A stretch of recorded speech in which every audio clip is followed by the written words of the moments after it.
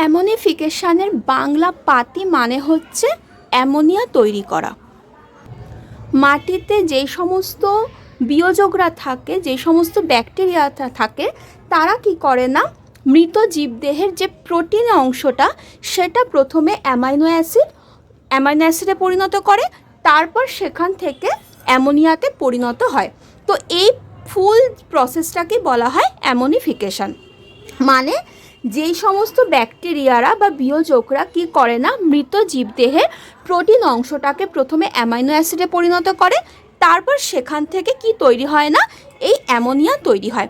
তো এই প্রসেসটাকে বলা হয় স্টুডেন্ট অ্যামোনিফিকেশান। তাহলে যেই পদ্ধতিতে বিয়োজকরা মৃত জীবের প্রোটিন অংশকে প্রথমে অ্যামাইনো অ্যাসিডে পরিণত করে, তারপর সেখান থেকে কি তৈরি হয় না, অ্যামোনিয়া তৈরি হয়। তো এই প্রসেসটাকে বলা হয় অ্যামোনিফিকেশান।